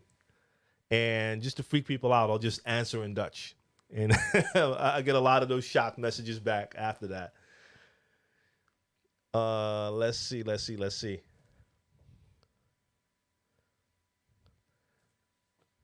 TV says, okay, the Fantastischen Vier became the first number one in Germany with a rap song called Dida. I remember Dida. Yeah, I've heard that. But I definitely heard other acts, like also more underground German acts. I just don't remember the names. Radio 72, salute to you. And yeah, I mean, but I get the NYC a lot. I think, I mean, even though I listen to a lot of West Coast, I do understand that the way I pronounce words, the way I speak, has definitely more of an East Coast, New York feel to it. And when it comes down to, like, I think like most of the favorite acts that I listen to the most were all from that era, or from that area. So uh, it makes sense if you go from the Cool G Raps to the Big Daddy Kings to the Nas to the Biggie to the J to the Tribe. I mean, it's all it's all there. And I listen to, I mean, I big Compton's Most Wanted fan, like NWA, Snoop, Above the Law, all of that. But still, the I think the East Coast was already too far in there. uh, let's see.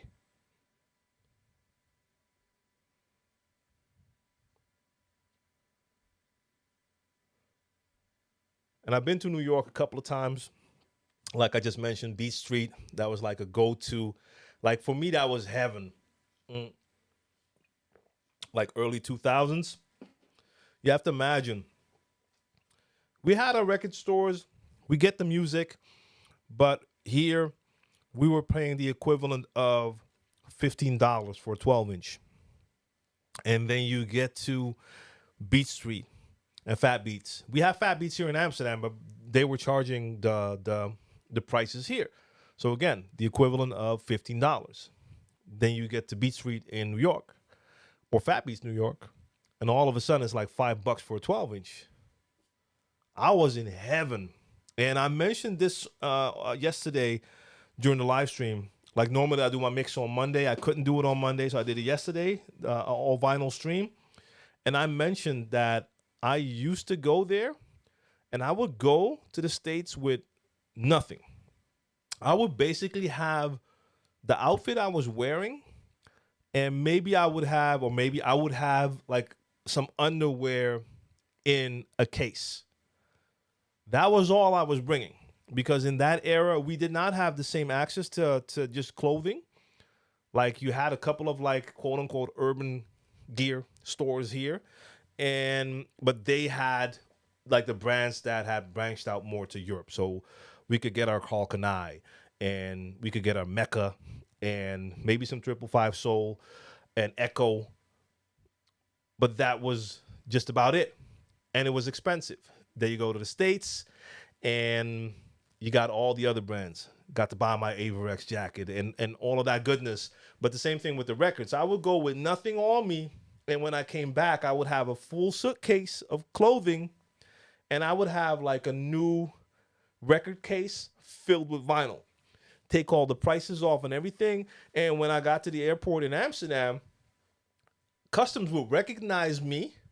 So for them, it was pretty logical. Like, oh, hey, you probably did a gig over there. So they didn't even look at it as, hey, you just purchased this over there. So that helped me out. But yeah, man, like both of them here. Let me show you.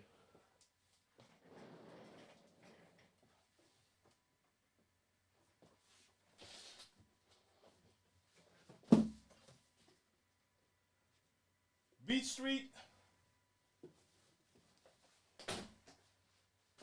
And other way. There we go. Yeah, man.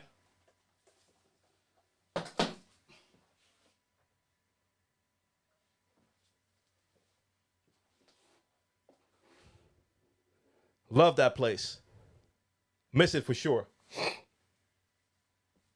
What are your thoughts on the drill scene and how different countries have their own drill scene?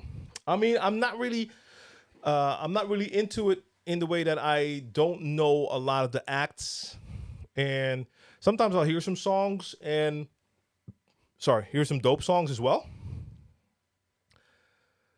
But yeah, I don't have a lot. I don't really have an opinion on it. Beyond that, I mean, I prefer the UK acts, of course, the OGs. You have a drill scene over here. I really know nothing about that. But I don't really have thoughts on it.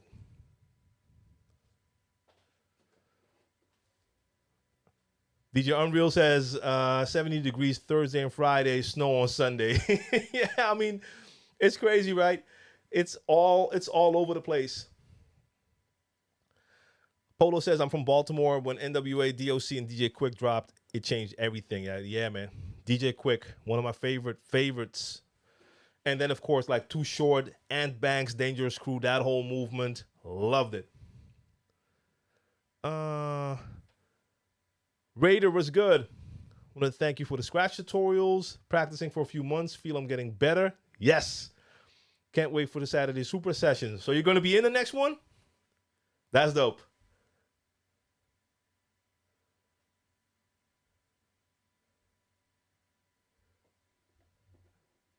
JS Rock, salute. I think I missed you in the shout outs. And let's see. Because it's actually almost time.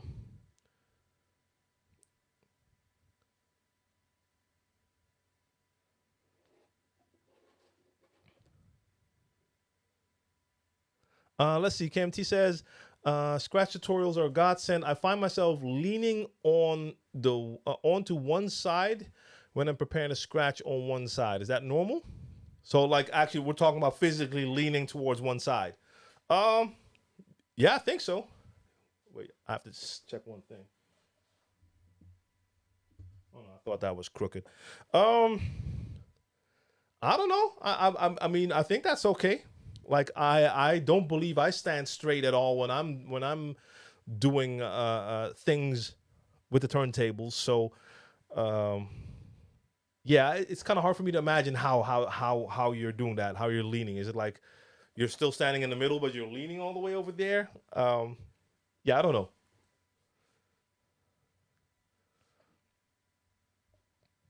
Let's see.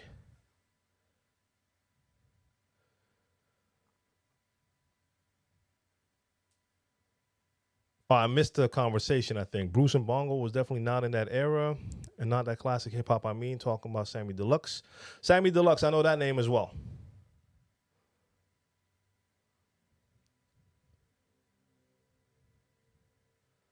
Hey, the wifey is in there talking about, I got you the yellow one. Yeah, you got me the yellow one. Yeah, it's still hanging on to dear life, but it is falling apart a little bit. But for the home use, it's perfectly fine. Let's see.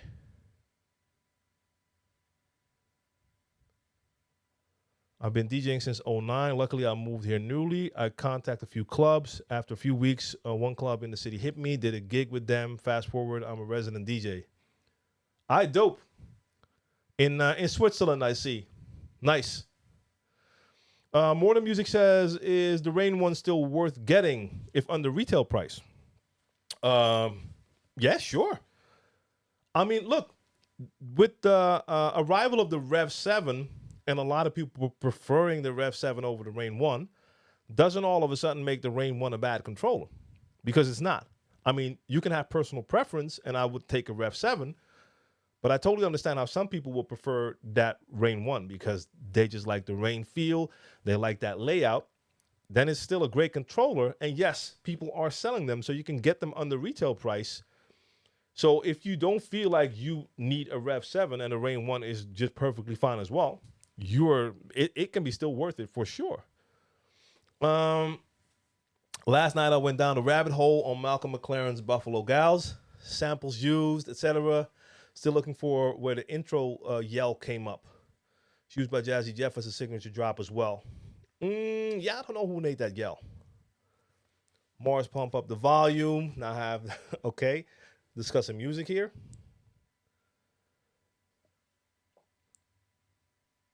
But it's okay about that residency in Switzerland, I believe. It's a late hours club, a lot of drunk people, and it's challenging, but I love it. But I do it because of the music. But it still does pay well, 10 to 12 hours, Friday, Saturday. Yeah, I mean, too many drunk people is not something I enjoy.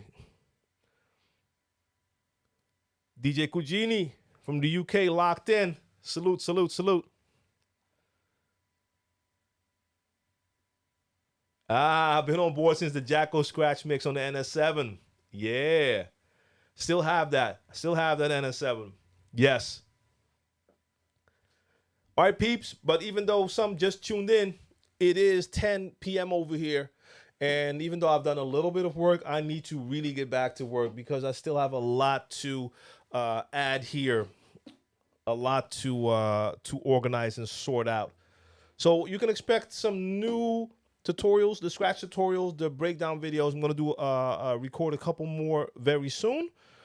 Episode 47 of Crates is now available, the audio replay. I'm going to fix 48 and hopefully get yesterday's edition, 49, the vinyl edition, online as well this weekend. And I'll be back on Monday with a new Crates live stream, mix stream.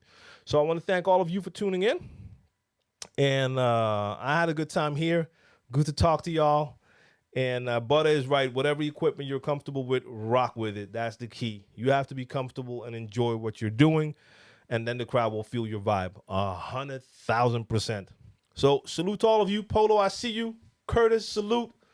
Hey, Leonzo in the building. Can you give me some tips for reading the crowd for beginner DJ?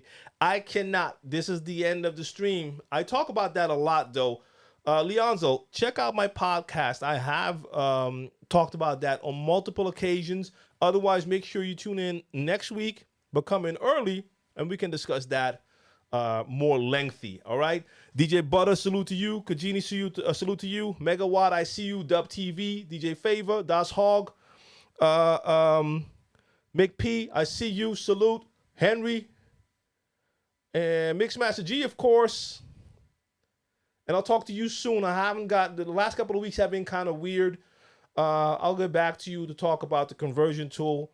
And we're going to set a date when I come to do your live stream on the Tuesdays. Wait, my sandwich? No, forget about it. We good. We're good. We're good. And now you know. Like, the chances that I'll be playing something German are really not happening because I don't have it. So 99% that I'll be playing something Dutch. All good. DJ Jebber, salute to you as well. Everyone in the chat, good seeing y'all. Peace, peace, peace, peace, peace. Back to work over here. Later. Let's see. Ooh, someone else added something. Master Killer, salute to you. I see you.